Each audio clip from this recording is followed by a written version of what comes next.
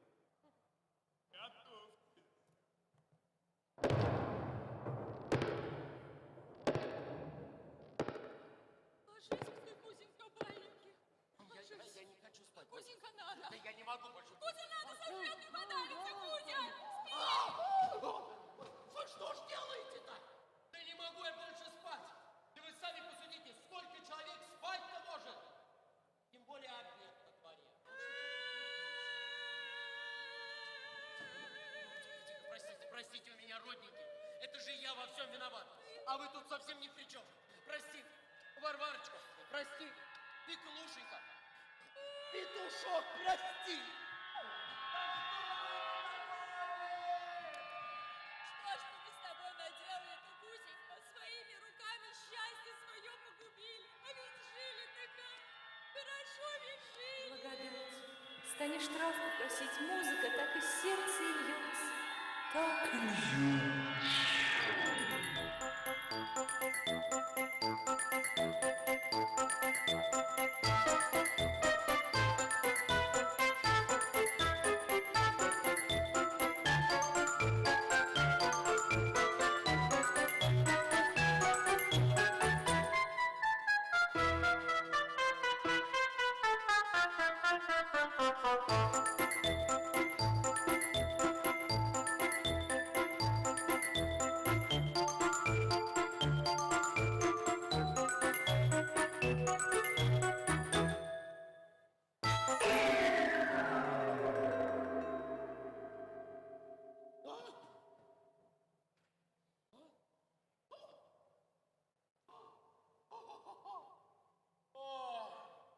Ну и приснится же, а?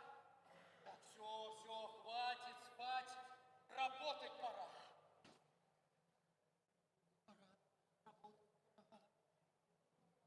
Работать пора. Належался? Варварочка, погоди.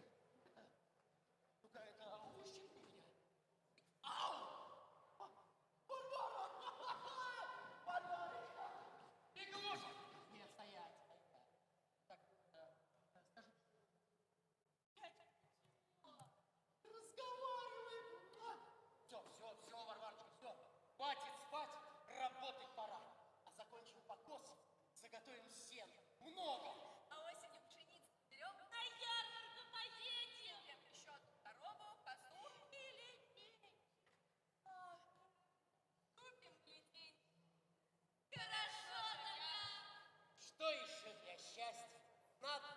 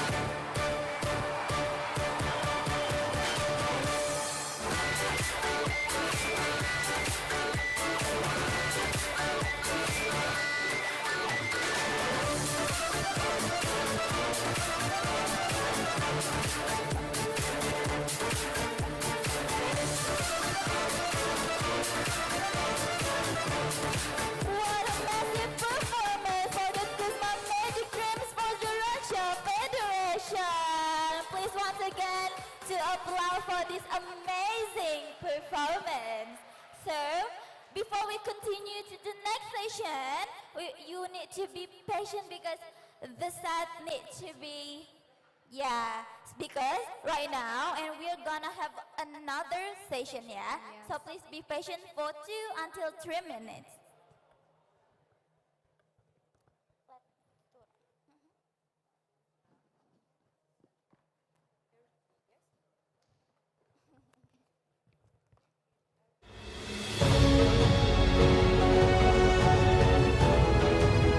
Мы хотели показать, что сделано нашей страной за последние несколько лет.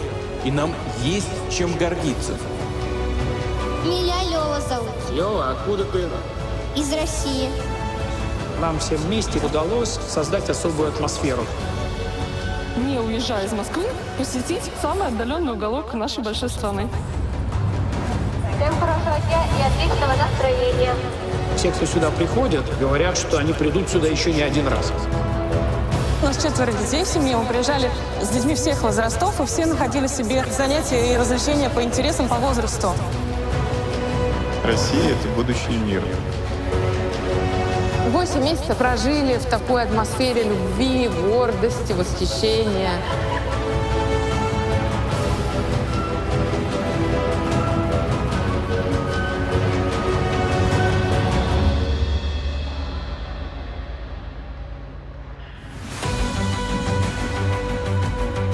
По масштабу и замыслу ничего подобного никогда еще не было.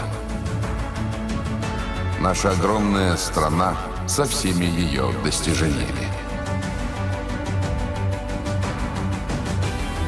Показать на одной площадке, чего добились в самых разных сферах, задача не из легких. В кратчайшие сроки предстояло возвести 18 новых объектов на площади 265 тысяч квадратных метров. Результатом работы большой и сплоченной команды стала уникальная площадка, которая позволила разместить не только все экспозиции, но и обеспечить безопасное и комфортное посещение посетителей. Выставка достижений народного хозяйства вновь соответствует своему названию. Точно так же в далеком 1939 году, когда новые, только что возведенные павильоны приняли первых гостей. 4 времени года, в дождь и снег, на солнце и в ненастье, выставка удивляла, поражала, вдохновляла и влюбляла в себя посетителей.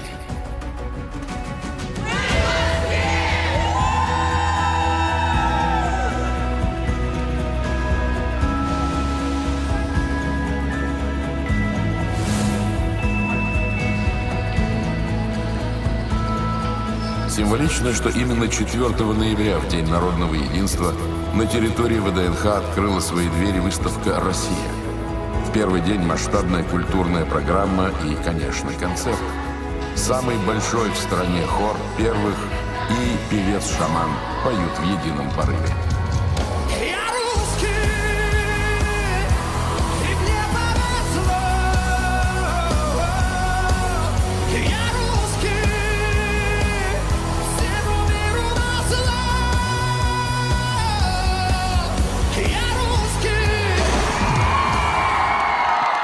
Вся выставка России, она же про гордость.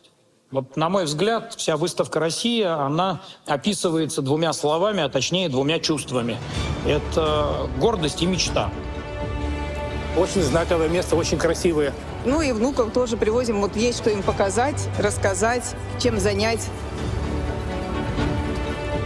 Десятки мероприятий ежедневно, от культурно-развлекательных до деловых. Разные, не похожие друг на друга павильоны и экспозиции, которые дают возможность всем нам по-новому взглянуть на свою безграничную страну, заново открыть ее. Сначала была задача продемонстрировать людям, что достигают наши регионы, что достигают наши компании, что достигают люди в нашей стране. Затем процесс пошел, и стали появляться новые проекты. У входа на выставку всех гостей встречала живая карта России. Это огромное, пестрое, интерактивное панно высотой более 14 метров, созданное по мотивам вышитой карты. Ее вручную создали мастера из регионов с использованием традиционных орнаментов и символов своей местности. электронный коллаж, стал путеводителем не только по выставке, но и по всей нашей огромной многонациональной стране. Узнавать новое о своей стране – это всегда очень увлекательно и, наверное, ценно для абсолютно каждого.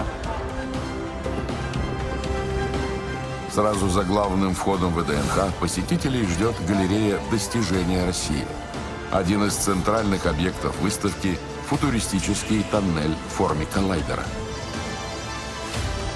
Это огромное сооружение, на самом деле, при открытии выставки вызвало у людей сбивчивость маршрутов. Все подумали, что вот она, выставка достижений России, но на самом деле это лишь один ее павильон.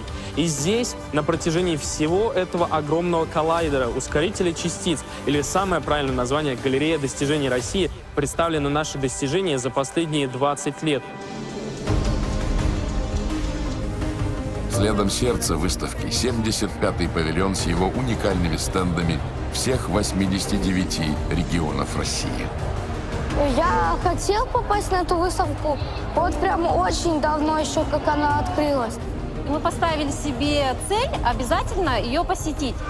Мы находимся с вами в самом большом павильоне выставки «Россия». Она как два футбольных поля. От Камчатки до Калининграда, от Мелитополя до Сахалина. Чтобы объехать всю нашу страну, не хватит и жизни. А здесь всего несколько шагов отделяют южные регионы от Дальнего Востока или север от Поволжья. На форуме «Россия» вся страна как на ладони. Нам все рассказывали, понятно, тут все такое красивое, все такое большое. Дорогие гости, скажите, какое у нас самое глубокое озеро в России? Совершенно верно. И мы с вами двигаемся в солнечную республику Бурятия.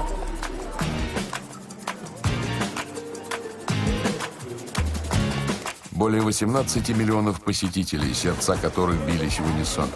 Каждый, кто побывал на выставке, испытывал самый настоящий эмоциональный шквал, радость, гордость, воодушевление и, главное, ощущение единства.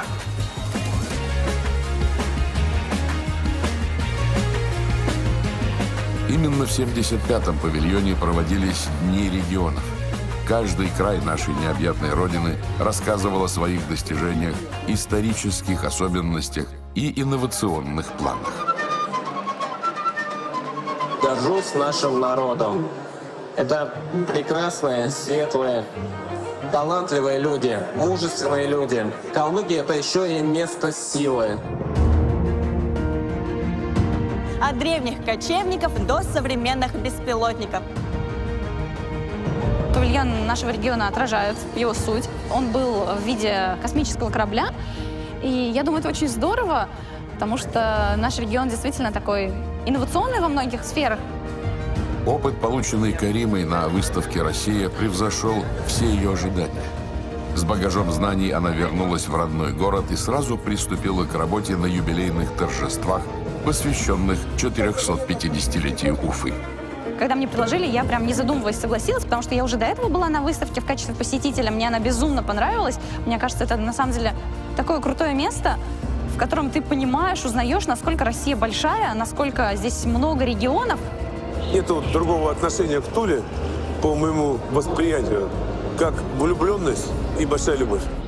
На стенде Тульской области для всех посетителей регулярно проводили мастер-классы тульских ремесел и, конечно, угощали чаем со знаменитыми пряниками и белевской пастилой. Очень вкусно. Советую. Пряники – это не блюдо, а скорее промысел или ремесло. И на самом деле прянику тульскому уже более 300 лет. Мы из Самары, и самарская выставка нам очень понравилась. Каждый регион показал свои достижения в полной силе и в полной мере.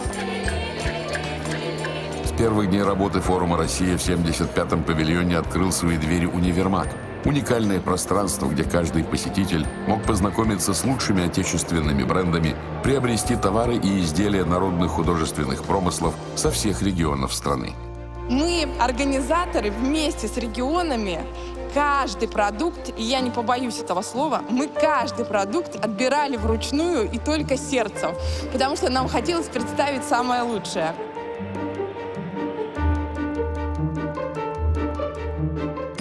Уникальные керамические кувшины и новогодние сувениры, знаменитый гжельский фарфор, украшения из янтаря, традиционная русская вышивка, самовары и ковры ручной работы.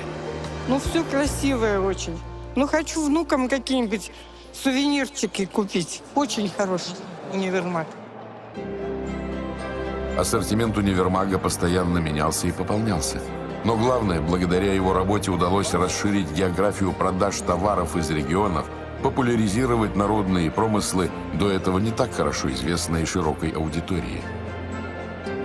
Очень хочется, чтобы в нашем универмаге наши посетители видели не просто красивые и полезные вещи, а вещи очень богатые нашей историей. Там же, в 75-м павильоне, специально к выставке построили большой концертный зал. Ансамбль Александрова, пронзительная музыка Эдуарда Артемьева, красочный пасхальный концерт. Яркие выступления сопровождали выставку все 8 месяцев.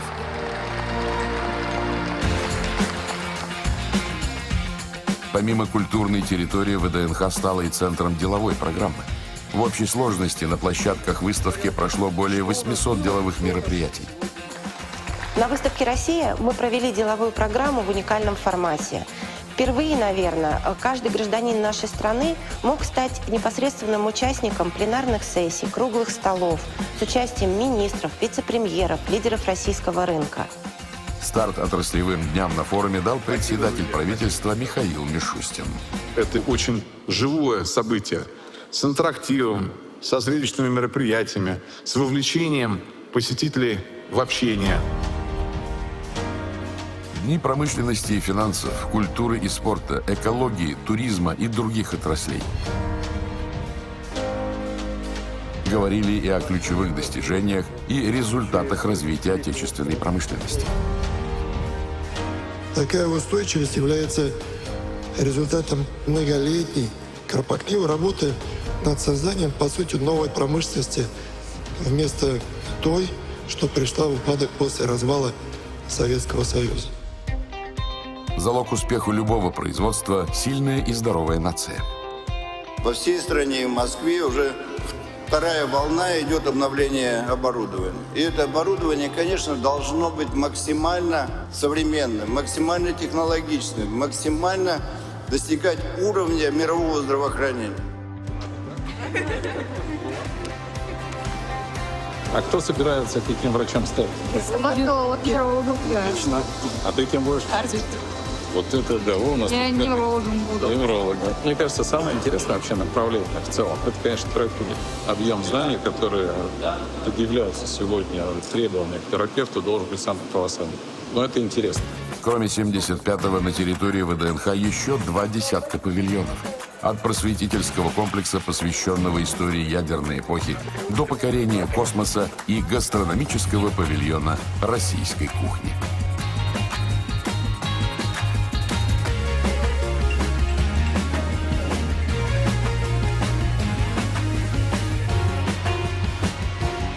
Это первый центральный павильон ВДНХ. Наверное, самый узнаваемый во всей России. Внутри искусственный интеллект помогает выбрать мечту, знакомиться с различными великими деятелями, профессиями, на которых стоит наша страна, и тем, что нас объединяет. Рассказываем о том пантеоне героев, который сопровождает нас, великих людей, которые мечтали в прошлом, их мечты реализовались, их открытия, их достижения. И рассказываем ребятам, что нужно сделать для того, чтобы их мечта реализовалась. Я была в первом павильоне «Движение первых». Меня безумно впечатлил именно масштаб, а также сама история. И, честно говоря, именно вот этот дух патриотизма. Так ждали. Именно с первого павильона начал осмотр выставки президент России Владимир Путин, который посетил экспозицию вскоре после открытия, уже в начале декабря. Я убирал мусор власти. А где? На тропе здоровья и в Ставрополе. Знаете, где это находится? Даниил и Рената – волонтеры со стажем. Они с первых дней работали на выставке «Россия» и полученный опыт продолжают применять в своем регионе. После выставки России очень много прибавилось волонтеров. Самое позитивное — это то, что это все добровольно, и ты действительно именно силами своего сердца помогаешь. 22 августа, День государственного флага, символ единства нашей большой страны. Отмечают его всегда с размахом. В подмосковном Наро-Фоминске волонтеры устроили массовый флешмоб. Очень приятно видеть людей, которые действительно горят этим мероприятием. Это настолько поднимает патриотизм.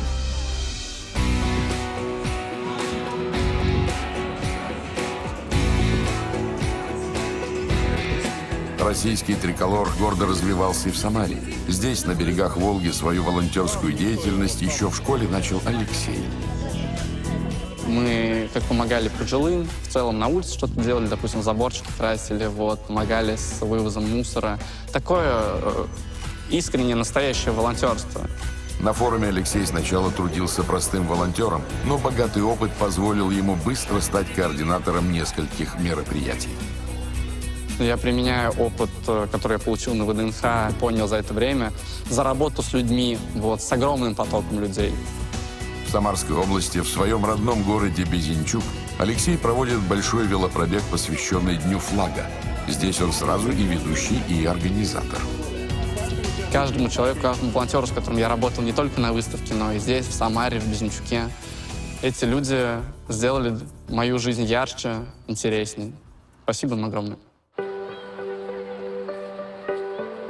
Только за первые 3 дня выставку посетили более 500 тысяч человек. Сравнимо с населением целого города, такого, например, как Рязань или Астрахань. А к концу второй недели на ВДНХ чествовали уже миллионного посетителя. Очень приятно. Вы, я так понимаю, откуда? Мы из Пензы.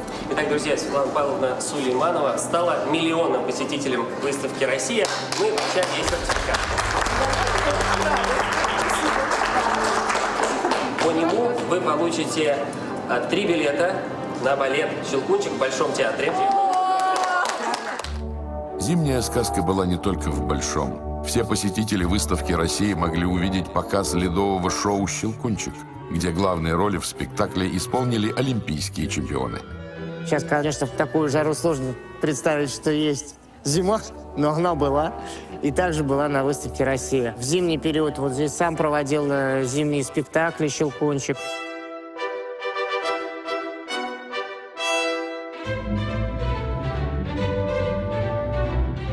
Мы приехали из Анапы, и попасть на такое шикарное представление, увидеть воочию Авербуха, впечатление, конечно, через край.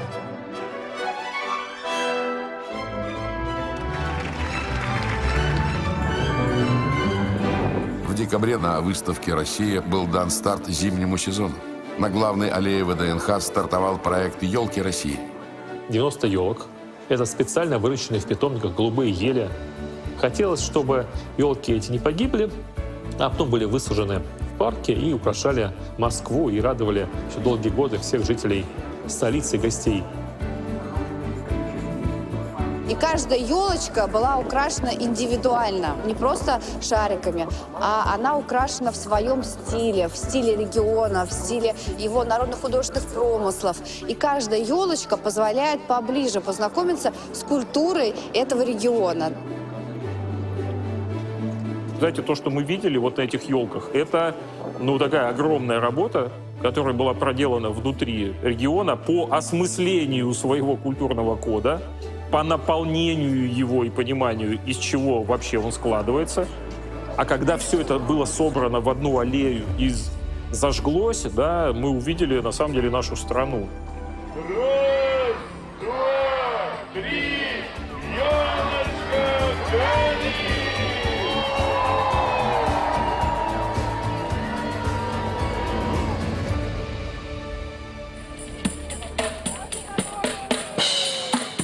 Зима на выставке «Россия» была и правда сказочной. Гектары территории ВДНХ укрыла снежным покрывалом. И какая же сказка без Деда Мороза? Здесь их был целый парад.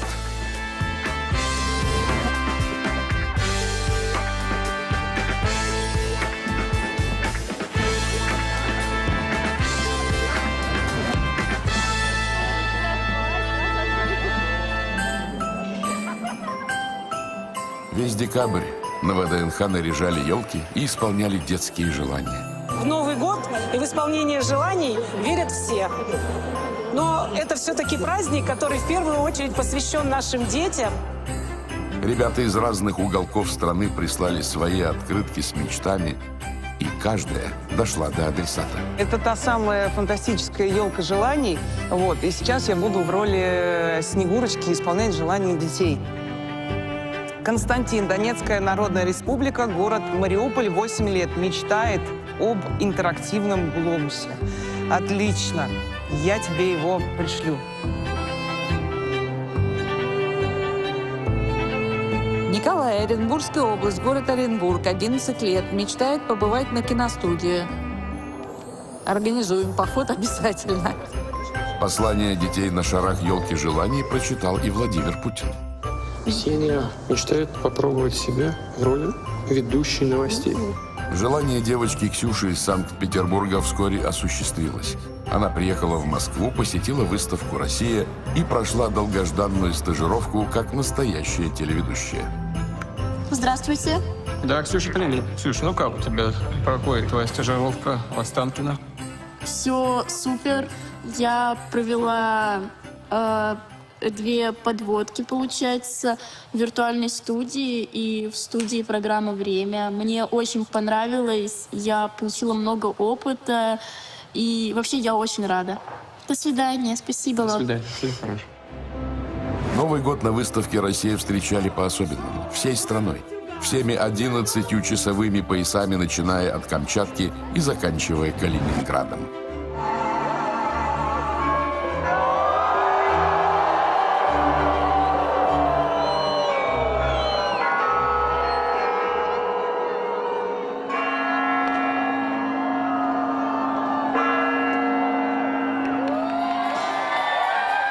Поздравляю вас с наступившим Новым годом! В новогодние праздники территория ВДНХ стала центром народных гуляний. Сюда приходили целыми династиями, от мала до велика. И это не просто так. Ведь наступивший 2024 стал годом семьи. Россия — это действительно огромная семья. Можно сказать, семья семей. Любые трудности можно одолеть, когда такая огромная страна, как наша, едина. Поздравляю вас, всех граждан нашей любимой страны, со стартом года семьи. В день старта года семьи на выставке зажгли всероссийский семейный очаг. К нам приехали 1000 человек. Это семьи со всей России, со всех регионов. Это многодетные семьи, семьи участников СВО, это династия. Частичкой тепла им предстояло поделиться со всеми регионами России. Мерцающие огоньки в лампах они развезли от Донбасса до Дальнего Востока, как символ истинной любви и верности.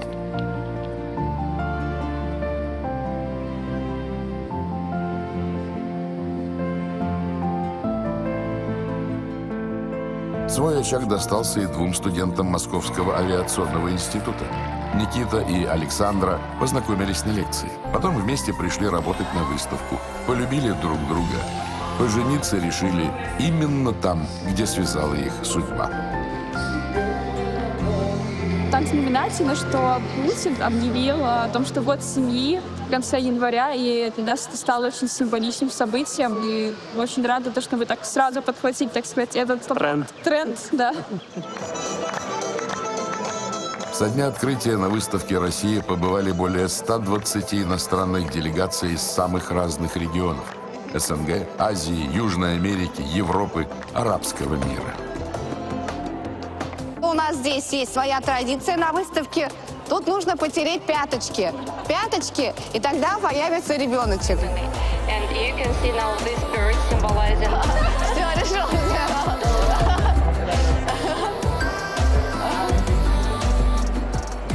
Были и знаменитые иностранные гости. Кумир миллионов, известный актер Стивен Сигал, рассказывал о развитии традиционных видов боевых искусств. не остался равнодушным к увиденному на экспозиции и американский военный эксперт, писатель Скотт Риттер. It's an amazing exhibition, something that every Russian should be proud of. Today, the pride is real, and it's well-deserved and well-earned. Каждый стенд 75-го павильона стремился удивить посетителей и продемонстрировать особенности своего края. Амурская область – это часть Дальнего Востока. Это его, наверное, самая красивая часть. Я наблюдаю за людьми, которые посещают выставку, выходят отсюда воодушевленные. Глаза горят, и они говорят: мы увидели наконец-то нашу огромную Россию, мы видим, какая она разнообразная, какая она мощная. На наш стенд пришла семья, счастливейшие люди, и объявляют, что они выиграли путевку в Амурскую область. Им очень сильно повезло. Самое, что запомнилось на космодроме, это, конечно, пуск ракеты. И самая кульминация момента – это когда ракета уже взлетела, операторы объявляют, что отделяется первая ступень. Полет нормальный, все системы действуют в плановом режиме. Алексей, ну! Первое впечатление от Амурской области похоже на Алтайский край. Тоже очень добрые, гостеприимные люди. Увидеть красоту, уникальность Алтая смогли и все гости выставки «Россия». Добро пожаловать на стенд Республики Алтай. Я работаю с ноября месяца, с начала выставки. За это время здесь удалось пообщаться с самыми интересными людьми, с народностями, с культурой, обычаями. И также мы, как раз-таки алтайцы, тоже рассказываем уже о себе. Новый год я работала, было очень много народу. И, конечно же, было очень много интерактива, не только на нашем стенде, но и вообще в целом. Было ощущение, что меня вообще сносит либо на Кузбасс, соседний регион, либо вообще в Тюмень. Россия – это одна большая семья, десятки миллионов человек. Несмотря на разность, мы вместе, потому что главное, что нас объединяет, это уважение к своим традициям и духовным ценностям. Наша гордость, наше достояние в людях старшего поколения. Тех, кто пережил страшную войну и отстоял наше право на существование. Люди мужества и непоколебимой внутренней силы. Те, на кого нам всем должно равняться. 27 января я работала с блокадниками, и это, наверное, самый запоминающийся опыт, который был здесь на выставке «Россия». Эти люди, вот такое ощущение, что ты прикасаешься к ангелам.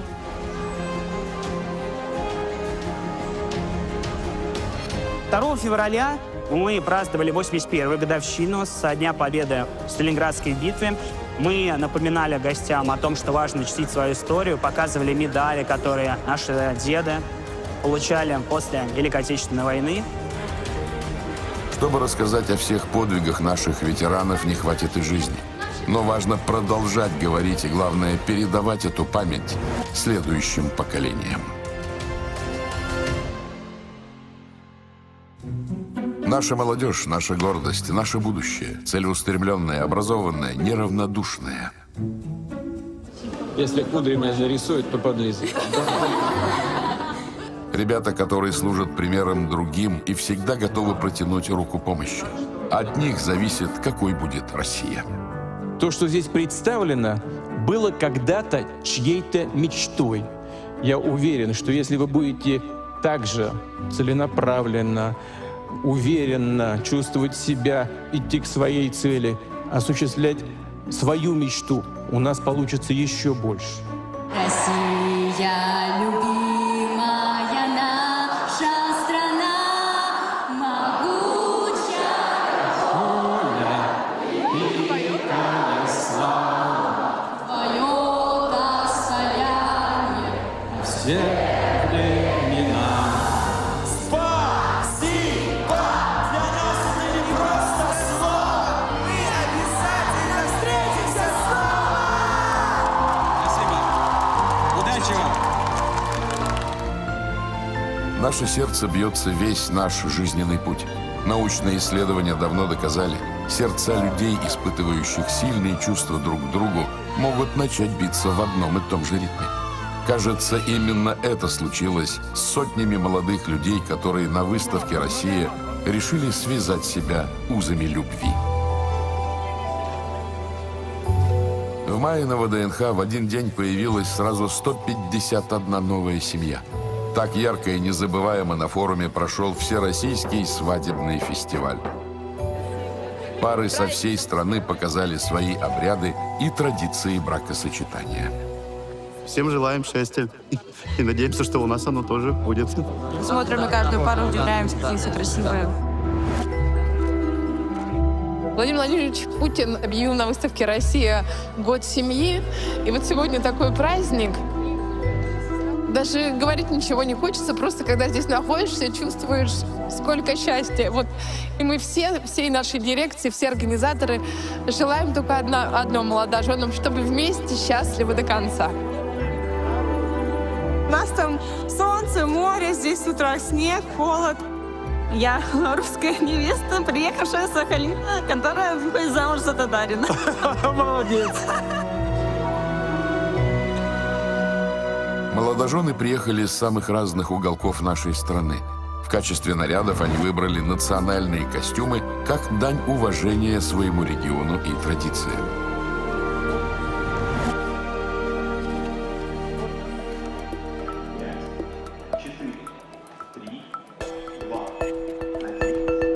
Более 5000 образовательных мероприятий прошли на выставке «Россия». Это и лекции, и мастер-классы, и интеллектуальные игры.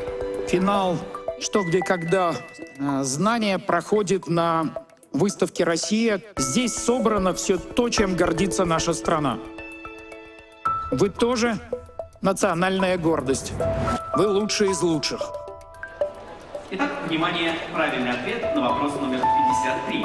Это чай. Наши сегодняшние ребята — это бывшие школьники со всей страны, отобранные из 121 тысячи участников интеллектуального соревнования «Что, где, когда».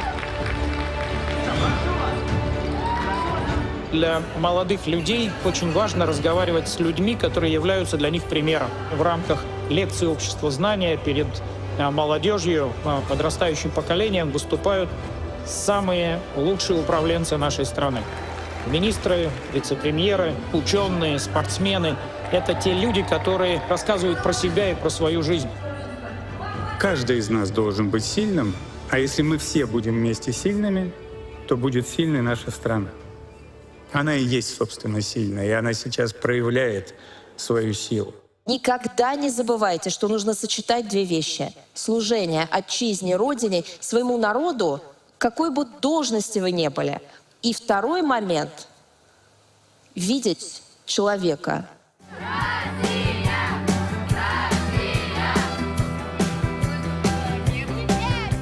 Тысячи волонтеров на выставке «Россия» стали незаменимыми участниками большой команды. На первый взгляд их обязанности могут показаться не столь значимыми. Поприветствовать, сопроводить, подсказать, дать 5, как говорится. Но именно они на самом деле создавали атмосферу выставки. Молодец!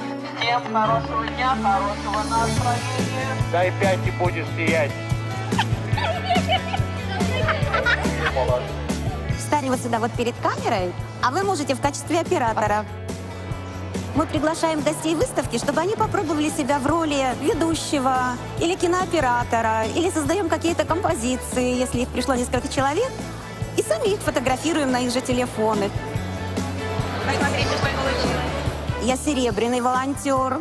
Это старшее поколение наших добровольцев. Я прошла конкурсный отбор, и меня взяли волонтером сюда на выставку.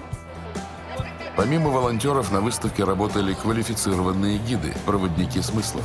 Они съехались на ВДНХ со всей страны. У нас есть такая программа «Больше, чем путешествие». Экскурсоводы со всей страны, которые проходили отборы, которые здесь получают возможность вдохновлять посетителей выставки и показывать им Россию вот в миниатюре. Я прекрасно понимал, какая ответственность возложена на меня. И облажаться на такой выставке было нельзя, от слова совсем. Поэтому учил, изучал, ну, естественно, в процессе немножко даже импровизировал. Работа на выставке так вдохновила Стаса, что по возвращении в родной Пятигорск он придумал авторскую экскурсию по лермонтовским местам в память о великом русском писателе. Лермонтова без Пятигорска мы еще представить можем, то вот Пятигорск без Лермонтова представить нельзя. Сегодня Стас популяризирует родной край. Его экскурсия переносит гостей города в начало XIX века, помогает прочувствовать атмосферу лермонтовской эпохи и узнать Пятигорск не только как курорт, но и как место с глубокой историей. Вы прекрасная публика. Я осознавал, что мы самая многонациональная страна в мире. Но что это настолько все масштабно. Благодаря 75-му павильону мне захотелось увидеть всю нашу страну воочию. Петергоф, на протяжении 200 лет бывшей парадной летней резиденцией российских императоров, неразрывно связан с нашей историей. Ежегодно миллионы туристов со всего мира приезжают посмотреть уникальный музей.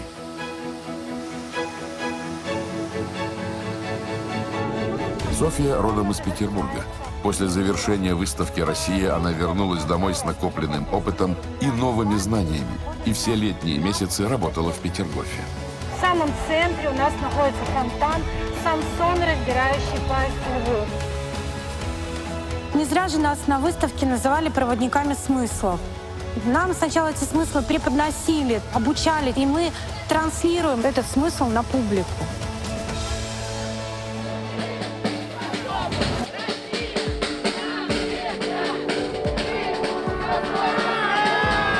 С наступлением весны выставка «Россия» переместилась на улицу. Многотысячные шествия, уличные концерты, флешмобы.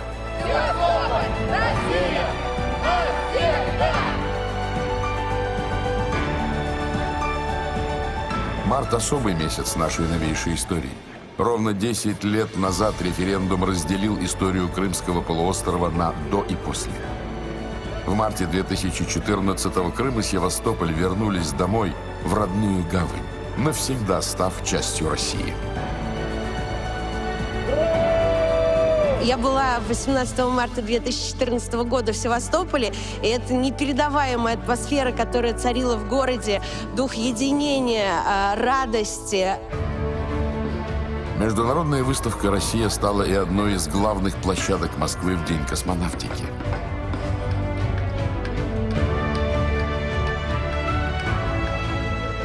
Здесь, на территории выставки, на аллеях можно встретиться с космонавтами нашей Российской Федерации и взять у них автограф. Спрашивают очень много. И круглая ли Земля, например, и как оно в космосе. А правда, что все космонавты должны учить русский язык, даже иностранцы? Мы с нашими зарубежными коллегами общаемся по-английски, а они с нами общаются по-русски. Я просто рассказываю немножко о своей жизни, потому что, наверное, мне удалось сделать то, о чем мечтают очень многие ребята. Здесь можно было узнать, как тренируют будущих покорителей космоса, попробовать настоящую космическую пищу и даже примерить скафандр Юрия Гагарина. А еще в День космонавтики на ВДНХ прошла церемония бракосочетания сразу 4 пар работников космической отрасли. Именно 12 апреля выставка вступила в новый этап. Владимир Владимирович, наш президент, услышал наших гостей и продлил нашу выставку. То, что президент такое сказал, конечно, это подтверждение того, что это какое-то признание такого труда огромного количества людей. Это радость, гордость. И вот мы приняли решение, что с 12 апреля новый этап выставки, он пройдет под лозунгом «Создавая будущее».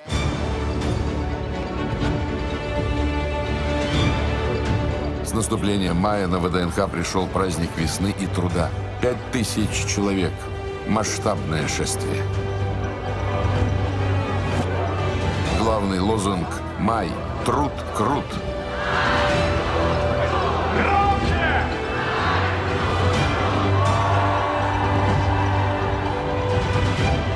Представители различных профессий, студотряды с флагами и транспарантами колонны прошли от начала выставочного комплекса до фонтана дружбы народов.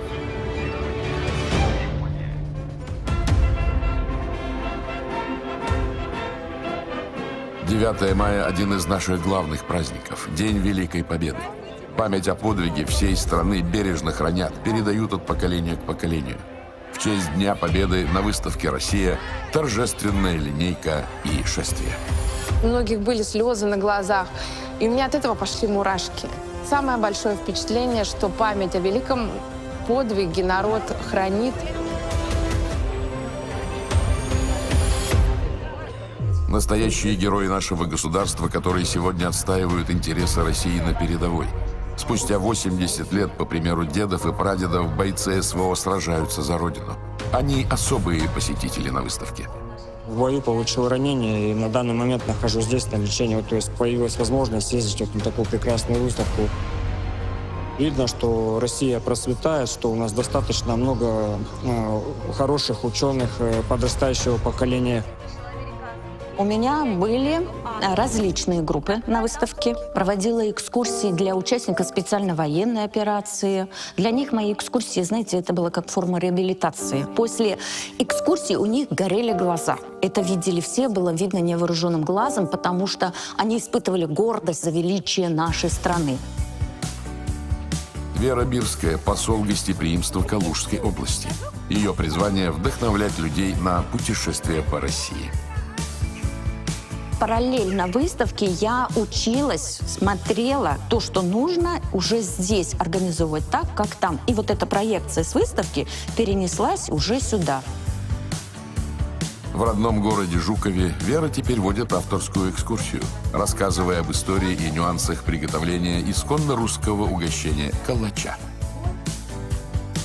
Пониже, можно, чтобы они увидели, пониже. Вот, посмотрите, какие красивые калачи. Вера не планирует останавливаться на достигнутом, ведь выставка научила ее мечтать, развиваться и двигаться к поставленной цели.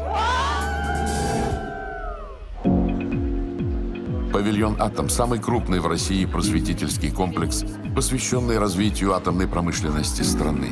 Свои двери он распахнул в день открытия выставки «Россия», а после ее завершения продолжил работу.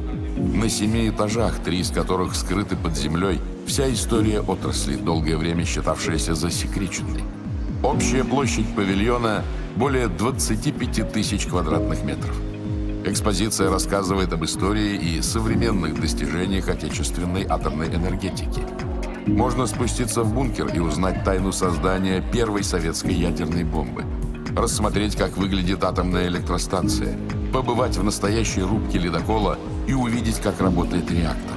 В павильоне «Атом» о ядерной энергетике говорят простым языком, чтобы было понятно и интересно как взрослым, так и детям.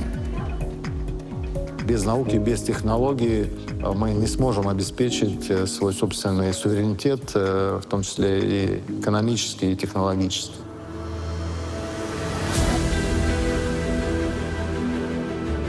Тысячи детей и взрослых со всех уголков России, а также гости из более чем 40 стран в День защиты детей посетили выставку «Россия» и приняли участие в шествии мечтателей, организованном движением первых. Каждая из 5 ярких и стройных колонн обозначала одну из букв слова «мечта».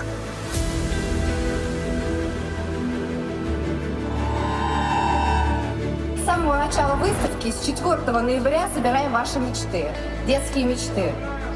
И эти мечты полетят в космос, чтобы быть ближе к звездам. И, конечно же, они обязательно все сбудутся.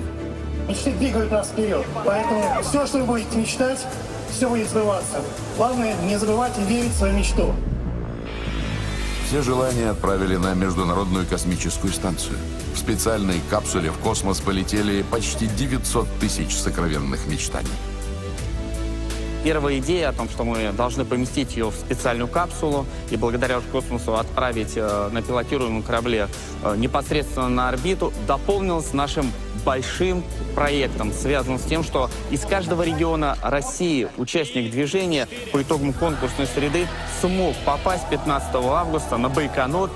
Я впервые буду наблюдать запуск ракеты, и хочется как можно скорее увидеть это своими глазами, заснять это на видео, показать своей семье, своим друзьям. Будьте с нами, будьте первыми! Я прыгала от счастья.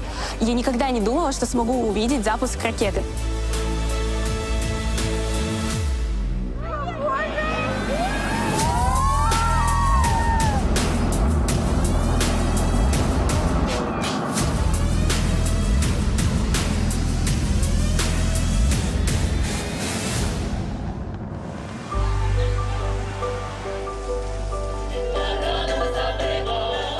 первого дня открытия выставка «Россия» была буквально пропитана атмосферой любви и тепла.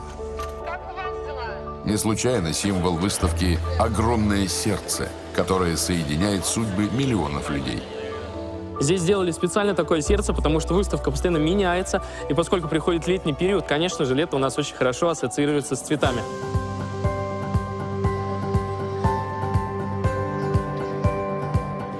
У нас открылся фестиваль «Будущее в цветах», цветочная выставка «Россия». Каждый регион показывает через свои традиции, через свои особенности, и природные, и технологические, какой их взгляд в будущее. 89 клумб экспозиций по количеству регионов России. Каждая неповторимая, не похожая на другие, со своим колоритом.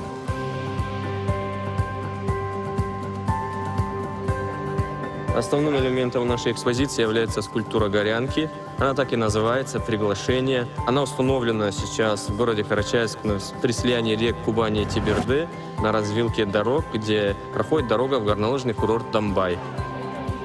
Мы сегодня с вами попали на клумбу Чувашской республики. У нас здесь самый символ такой солнце. Это наше украшение. Древо, которое нас всех соединяет. Потому что без солнца, без жизни наша жизнь бы не сохранилась.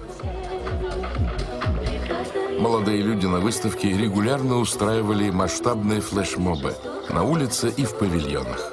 Цель – объединить всех посетителей.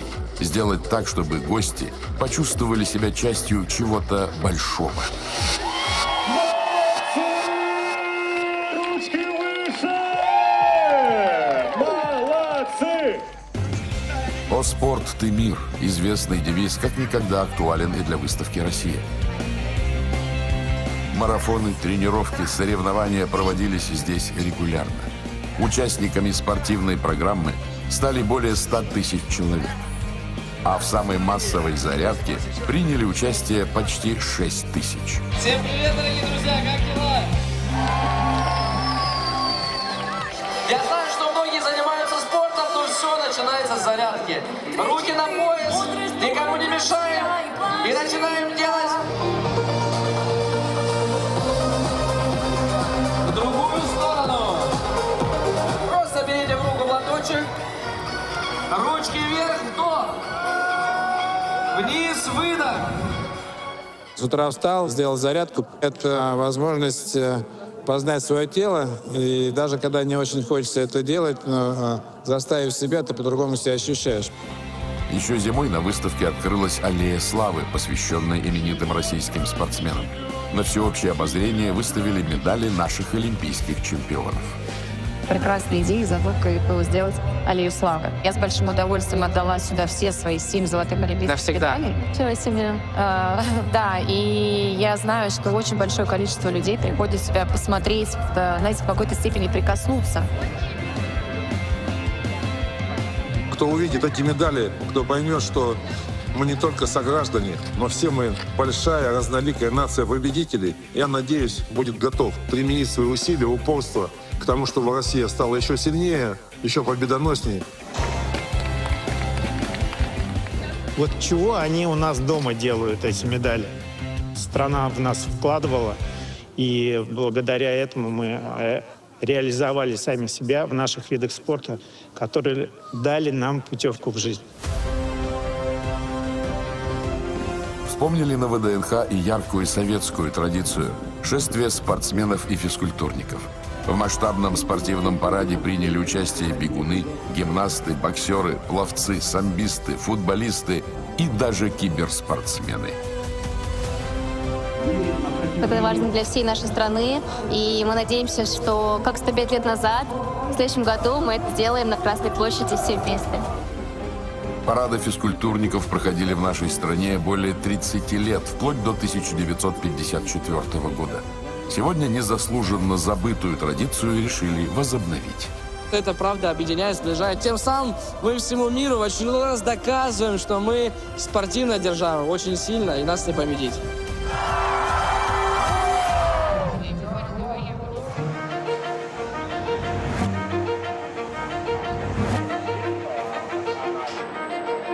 Выставка стала подлинной иллюстрацией единения и поддержки.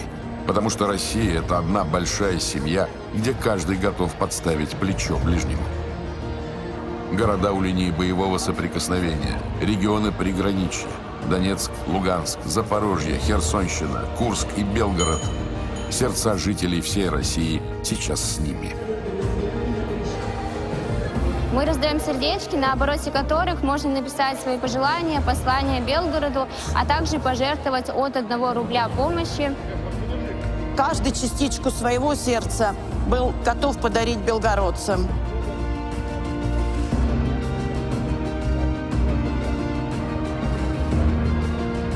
Казалось, желающих увидеть выставку так много, что людской поток на ВДНХ будет бесконечен.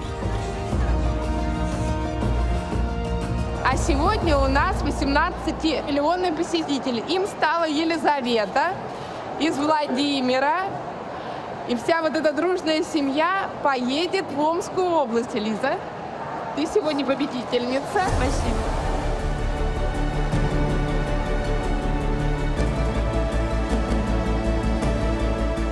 Летом территория ВДНХ утопала в красочном разноцветии. Но среди всевозможных цветов, роз, лилий, тюльпанов, главной оказалась скромная ромашка. Именно она стала символом одного из важнейших праздников – Дня семьи, любви и верности. В этот день состоялось торжественное закрытие выставки «Россия».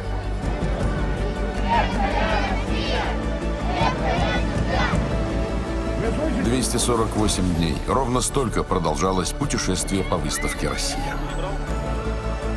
И все познакомились, дружили, стали родными. С ноября ее посетили более 18,5 миллионов человек. Гостями стали не только граждане России, но и представители более чем 120 стран СНГ, Азии, Арабского мира, Южной Америки и Европы. В день закрытия на выставку вновь приехал президент России Владимир Путин. Глава государства провел встречу с организаторами и сотрудниками международной выставки форума «Россия». Нам есть что показать и есть чем гордиться. Наследие выставки будет сохранено. По распоряжению президента создали Национальный центр «Россия», где будут демонстрироваться важнейшие достижения нашей страны. Никогда нельзя останавливаться, нужно всегда идти вперед, поэтому все только начинается. День за днем, штрих за штрихом мы создавали единый портрет нашей страны, необъятной и такой разной. Нашего общего дома, где всегда царят радушие, гостеприимство, открытость и подлинная любовь.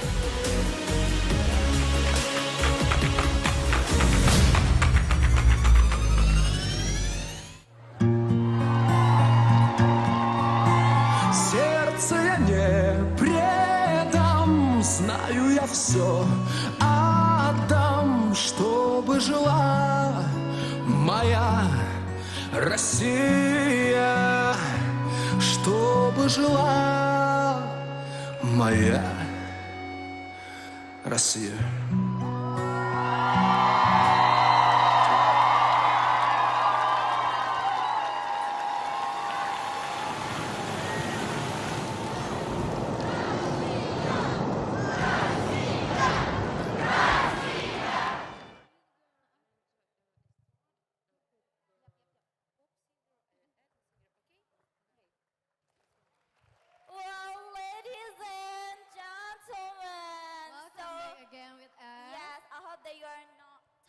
Because we have still another performance, which is opera after Maghrib.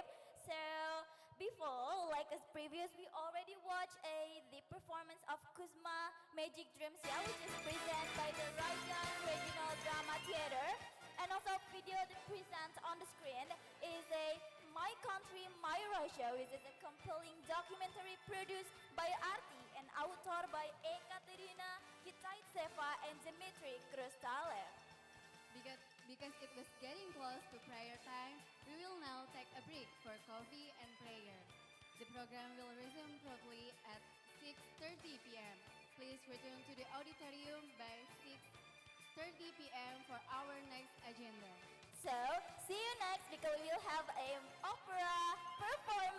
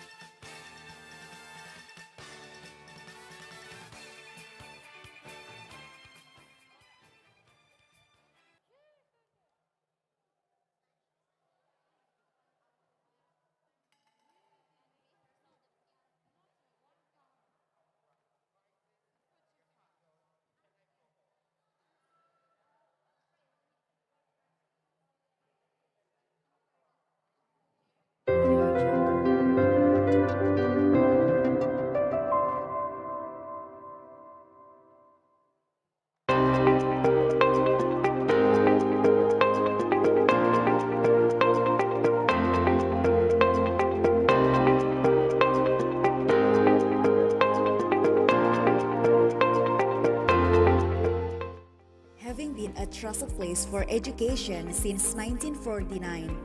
Universitas Nasional has developed to become one of the greatest private universities and smart campuses. Universitas Nasional is a campus with a strategic location in South Jakarta. The first president of the Republic of Indonesia, Bapak Insinyur Soekarno, conferred Universitas Nasional as the campus of struggle, which was initiated by freedom fighters on the 10th anniversary. Universitas Nasional, which was founded on October 15, 1949, and led by Sultan Takdir Ali Syabana, is primarily committed to educating the country and the independence movement. Universitas Nasional currently has 3 campuses. The main campus in Pejaten,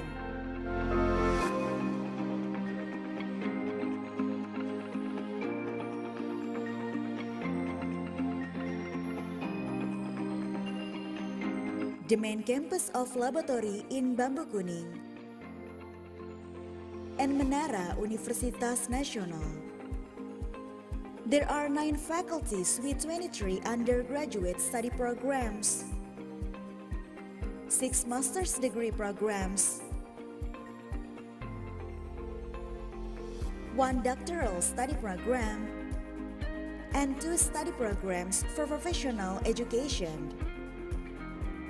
For each student, Universitas Nasional has adopted an online-based education with a blended learning strategy. Every student can simply access lectures without having to commute to campus. Universitas Nasional has adopted a new registration procedure for new students, which may be completed online through the university's website. To be able to build graduates with the necessary skills in the Industrial Revolution 4.0, Universitas Nasional has a long list of international accomplishments and relationships with universities and institutions. Universitas Nasional also provides facilities and infrastructure, as well as laboratories, to help the academic community remain updated.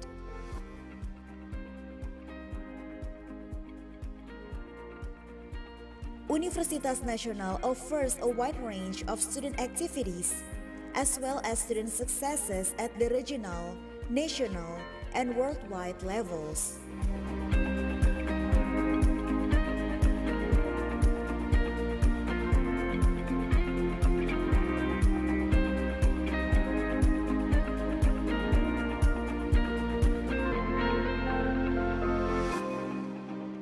This is proven by universities and foreign institutions' willingness to collaborate with Universitas Nasional on student and lecture exchanges, scholarships, research, and community service projects.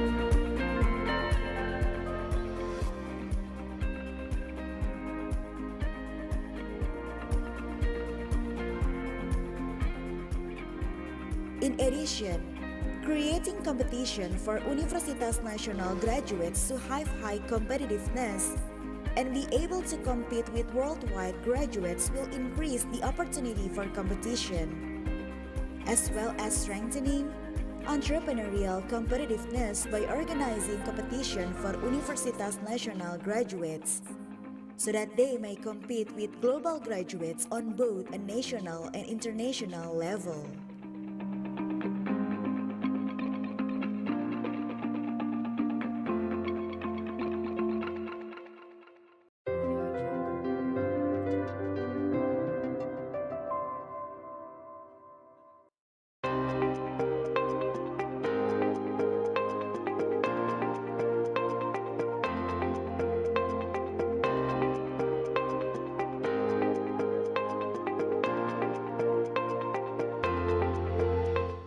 Having been a trusted place for education since 1949, Universitas Nasional has developed to become one of the greatest private universities and smart campuses. Universitas Nasional is a campus with a strategic location in South Jakarta.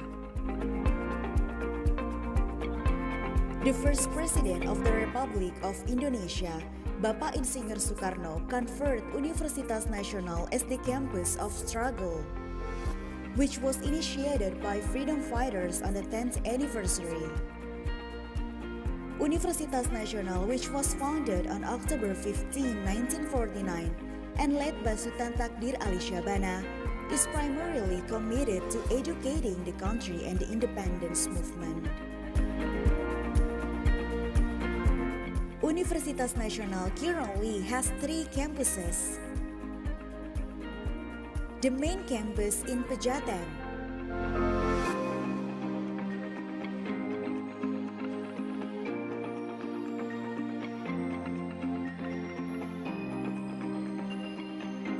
the main campus of laboratory in Bambu Kuning, and Menara Universitas Nasional. There are 9 faculties with 23 undergraduate study programs, 6 master's degree programs, 1 doctoral study program, and 2 study programs for professional education.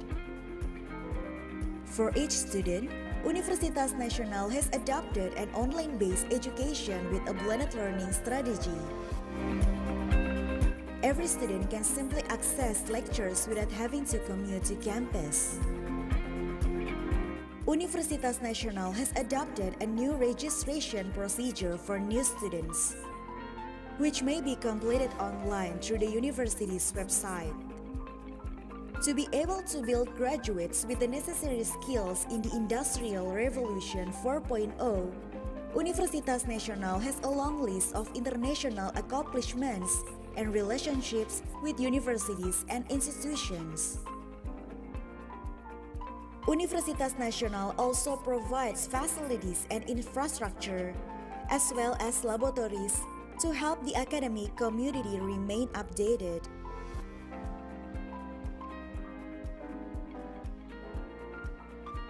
Universitas Nasional offers a wide range of student activities, as well as student successes at the regional, national, and worldwide levels.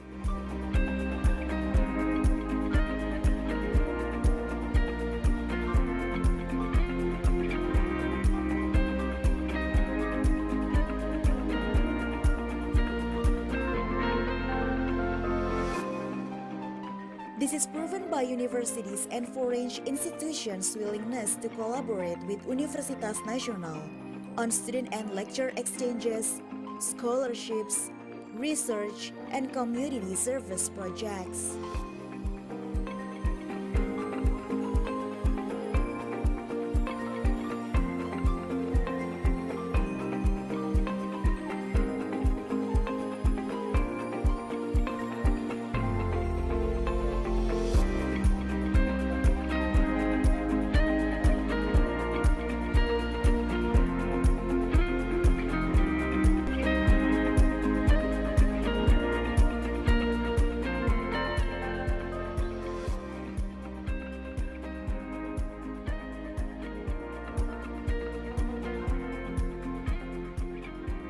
In addition, creating competition for Universitas Nasional graduates to have high competitiveness and be able to compete with worldwide graduates will increase the opportunity for competition, as well as strengthening entrepreneurial competitiveness by organizing competition for Universitas Nasional graduates, so that they may compete with global graduates on both a national and international level.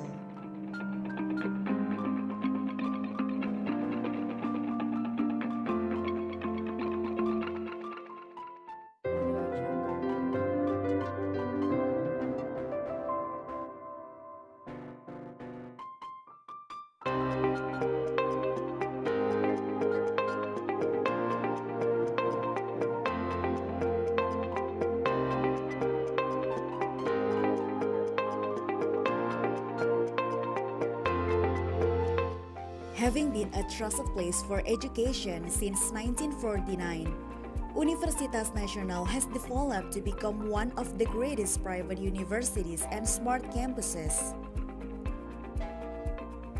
Universitas Nasional is a campus with a strategic location in South Jakarta.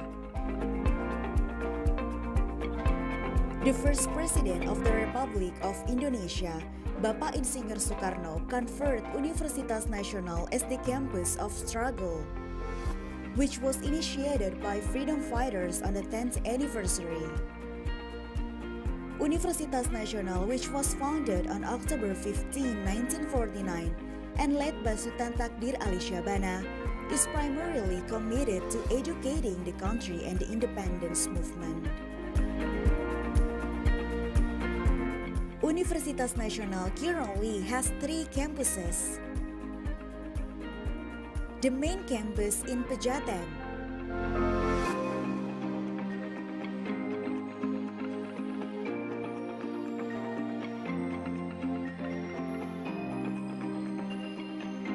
the main campus of laboratory in Bambu Kuning, and Menara Universitas Nasional. There are 9 faculties with 23 undergraduate study programs, 6 master's degree programs, 1 doctoral study program, and 2 study programs for professional education. For each student, Universitas Nasional has adopted an online-based education with a blended learning strategy. Every student can simply access lectures without having to commute to campus. Universitas Nasional has adopted a new registration procedure for new students, which may be completed online through the university's website. To be able to build graduates with the necessary skills in the Industrial Revolution 4.0, Universitas Nasional has a long list of international accomplishments and relationships with universities and institutions. Universitas Nasional also provides facilities and infrastructure, as well as laboratories, to help the academic community remain updated.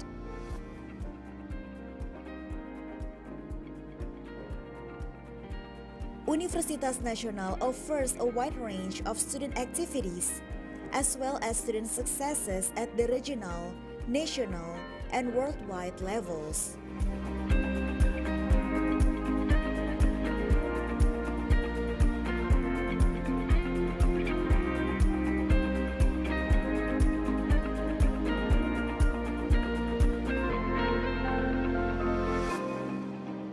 This is proven by universities and foreign institutions' willingness to collaborate with Universitas Nasional on student and lecture exchanges, scholarships, research, and community service projects.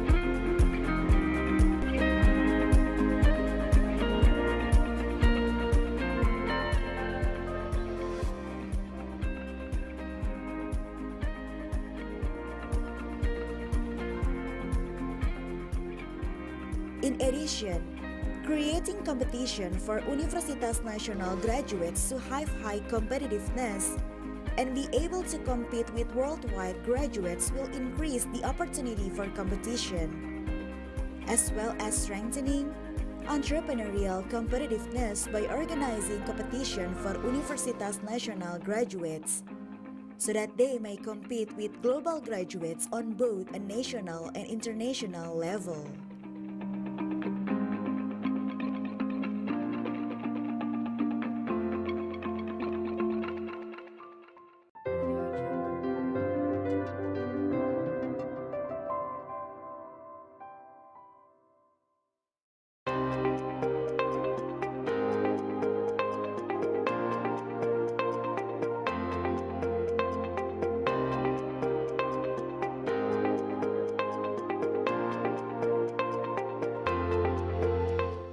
having been a trusted place for education since 1949. Universitas Nasional has developed to become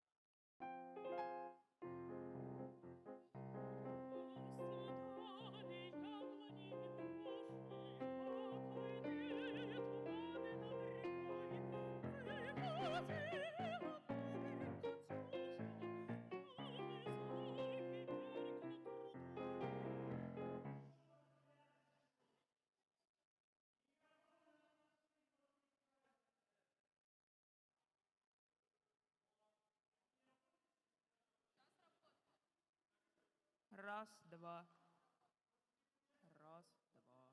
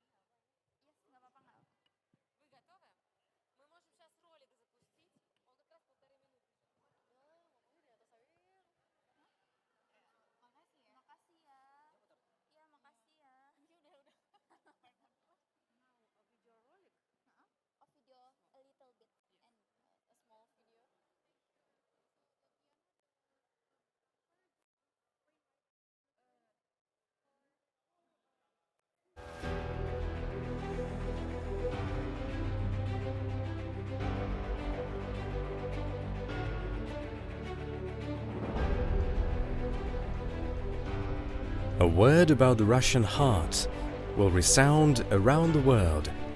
In the context of global political and economic dynamics, the importance of cultural exchange and cooperation is becoming a key aspect of international relations.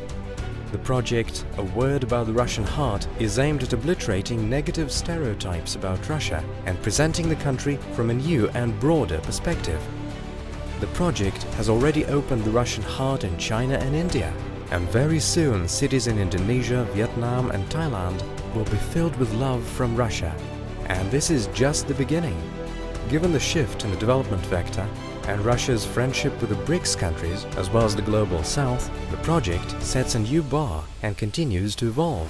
Modern technologies, art and sports, creative brands and practices, tourist routes, all this demonstrates the active development of our country and forms a common brand.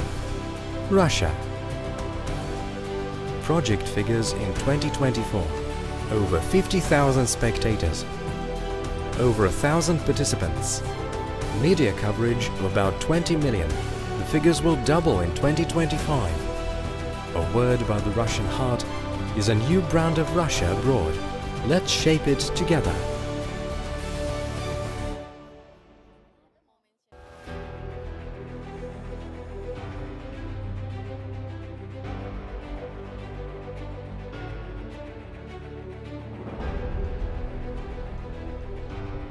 A word about the Russian heart will resound around the world in the context of global political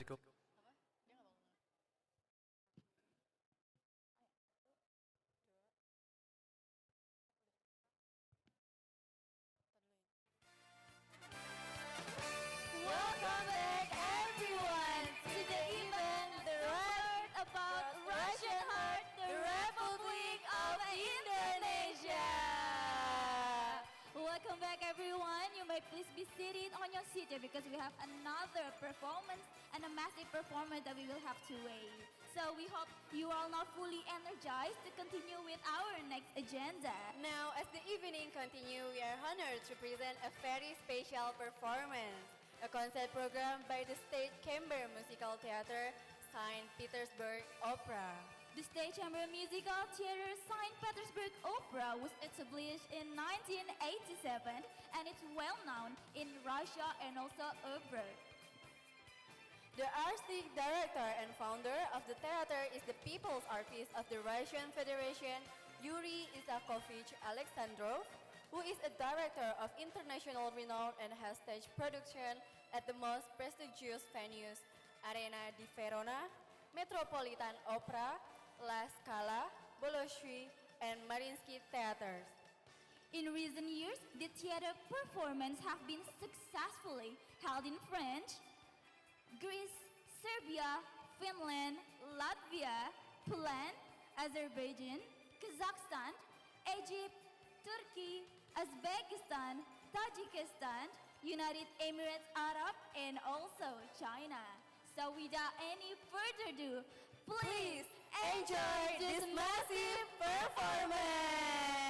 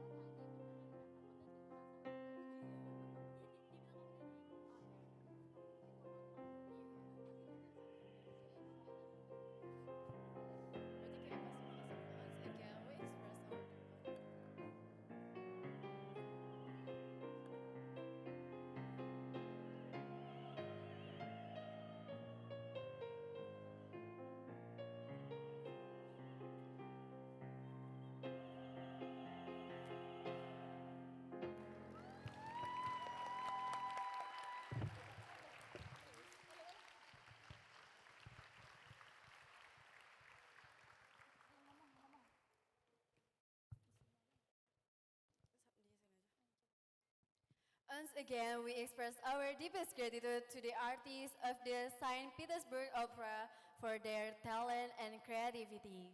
And now, we would like to welcome back again on stage a singer, songwriter, composer from St. Petersburg who has been praised not only in Russia, but also in Europe, North and Central America.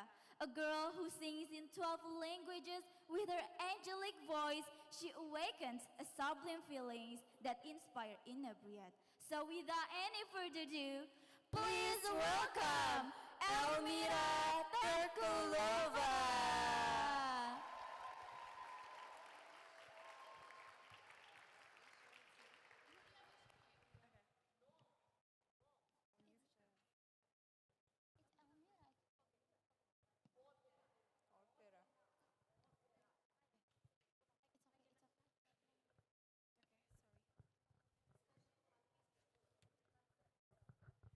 Sorry guys, it's gonna be later. Now we are going to continue and enjoy amazing St. Petersburg Opera.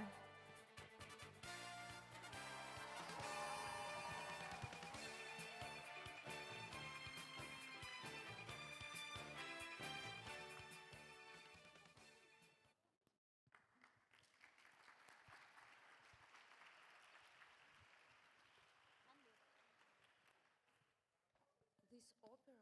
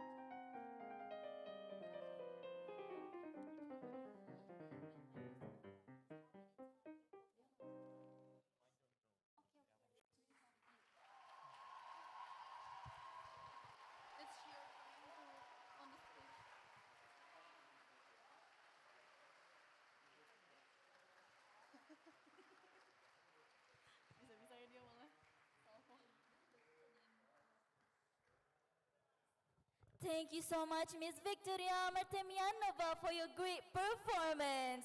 And once again, please give an applause for Mr. Saslan Gagiev to perform the opera. Please welcome Mr. Saslan Gagiev.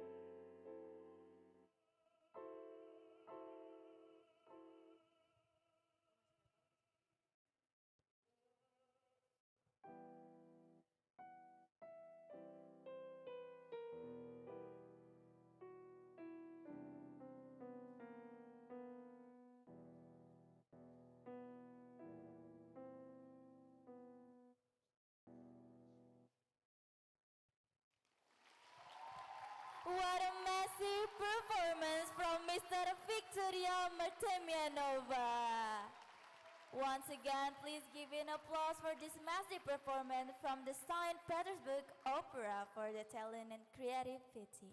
Now please welcome once again Miss Victoria Nova to perform this massive performance.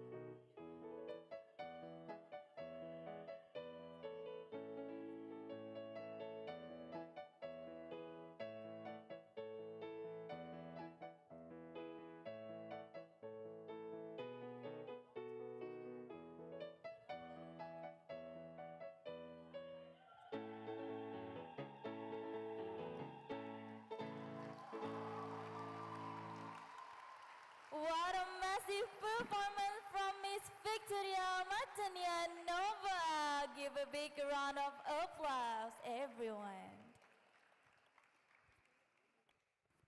So, we continue to the performance of Mr. Saslan Gagib. For Mr. Saslan Gagib, the performance is yours. yours. Now give a big round of applause for Mr. Saslan Gagib.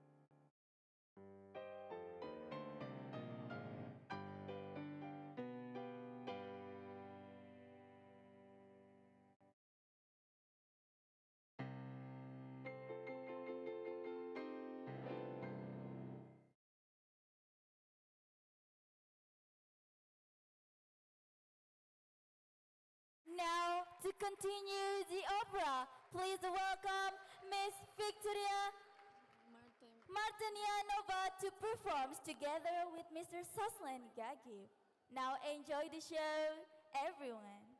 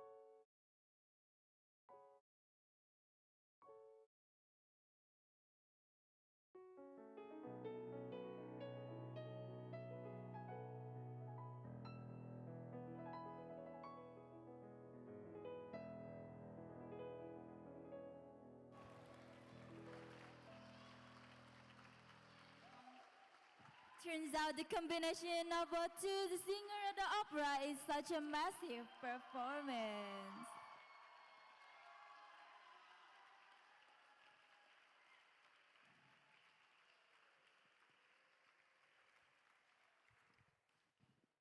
Now please, we would like to continue the performance of Miss Victoria Martinianova.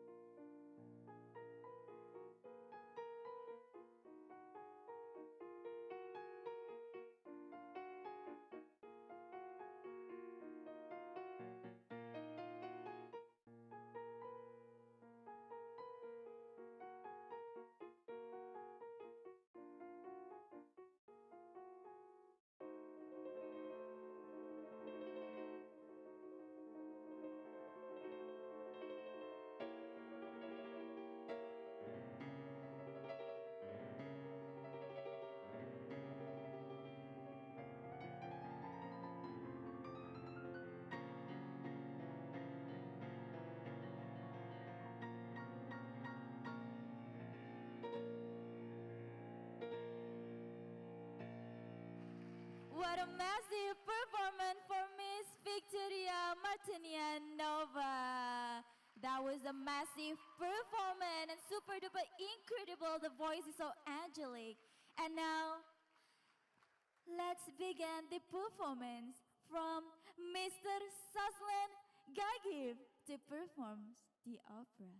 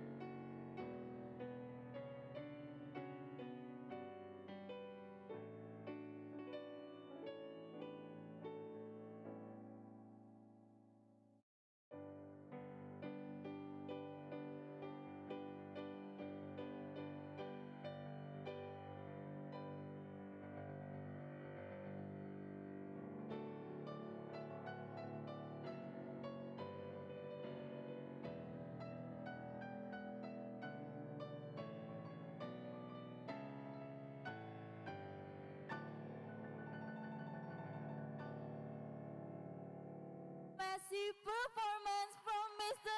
Saslan Gagiv. Now let us welcoming again Miss Victoria Martinianova to perform the combination of the two opera singers.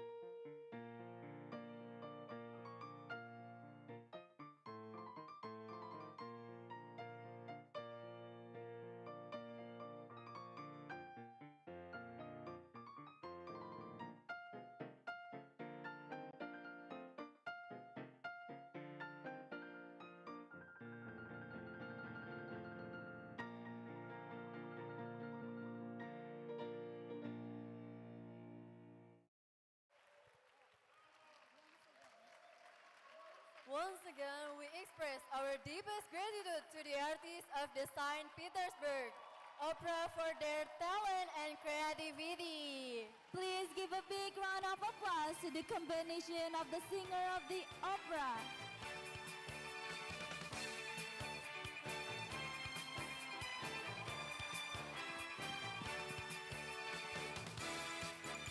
Once again, thank you so much for Miss Victoria and Miss Saswan. You may go back to the stage.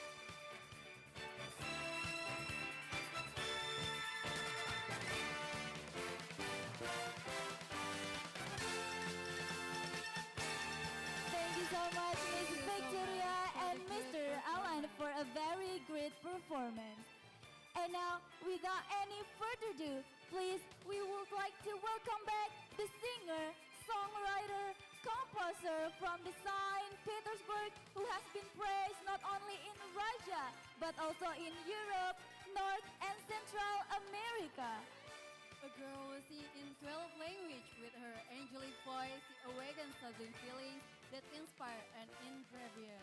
So without any further ado, please welcome Elmira Terkulova! Hello!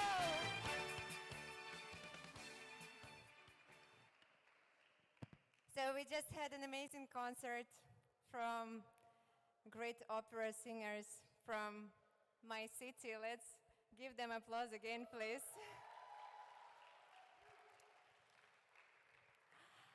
You know, when I was a small child, I dreamt of going to cosmos. Did you, have ever, anybody of you dreamt about going to cosmos too? Or am I the only one here? That's great. So I just want you to learn several new Russian words now, if you don't mind, very quickly. Great. Let's check your knowledge about solar system first. Do you know what is the first planet that is the closest to the sun? Mercury, amazing. What's next? Venus, great. The next is our planet Earth. Do you know how we call it in Russia? Do you want to know? Great. We call it Земля. Let's try once again. Земля. Amazing. We will need it for the song, okay? So what's going after the Earth? Mars, amazing. And the next is Jupiter. We call it Jupiter. Thank you. The song that I'm going to perform now is called Jupiter. And I will be saying, Jupiter, I'm calling Земля, the Earth. And I just want to know if there is anybody staying awake on the Earth. So let's enjoy and go to cosmos together with you right now with the song Jupiter.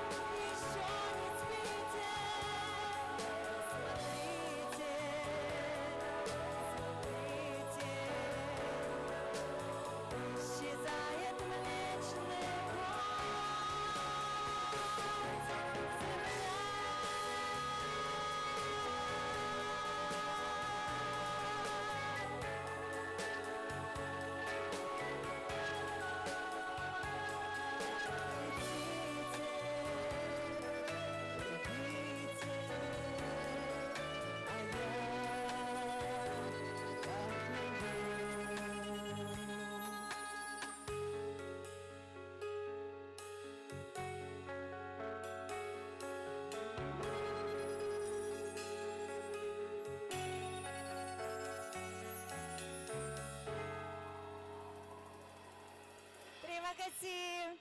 Thank you. Thank you. Thank you so much. And I want you to help me. Why don't we dance a little bit? Do you guys know any French songs? Because now I'm going to perform one of the most famous French songs in the world. It's called Je veux from Zaz. It's about making joy in life. And let's make, if you don't mind, some joy right now. I want to be happy, and I want you all to be happy too. Zaz, je veux.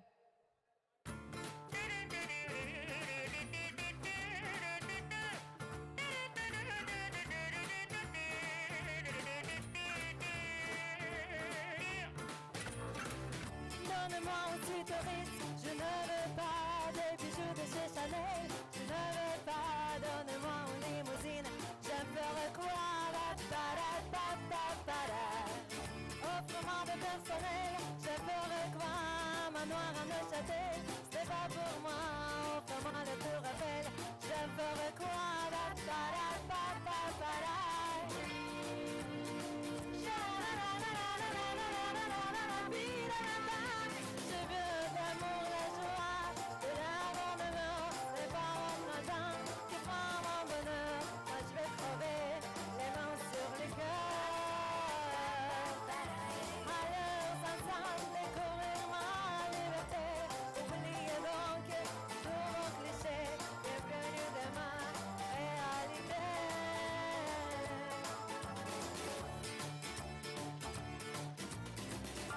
je m'appelle ma manière, c'est trop pour moi. Moi je mange avec les mains, je suis comme ça, je parle fort et j'ai ses manches. Excusez-moi. Fini l'hypocrisie, moi, je me cache de là, j'en ai marre de leur devoir. Regarde-moi, de toute manière je ne savais pas, je suis comme ça. Je suis comme ça.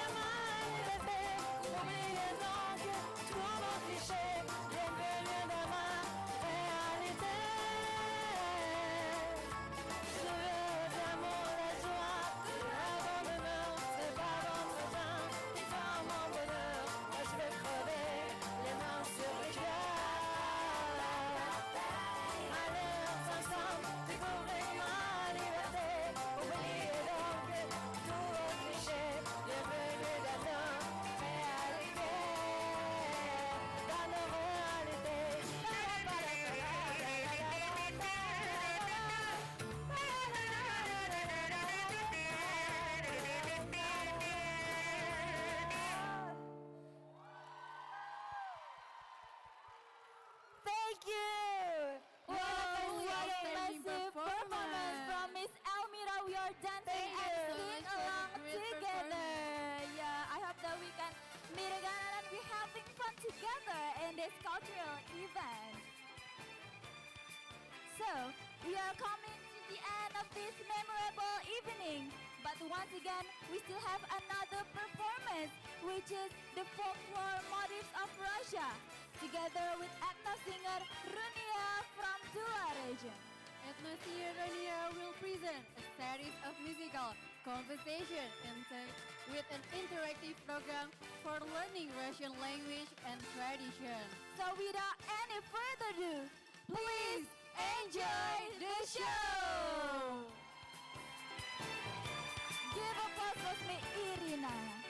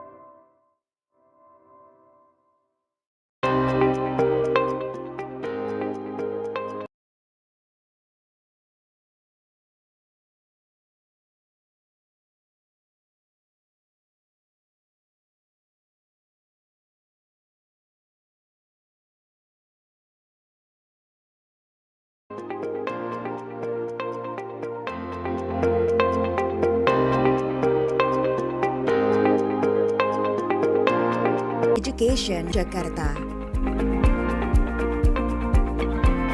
The first president of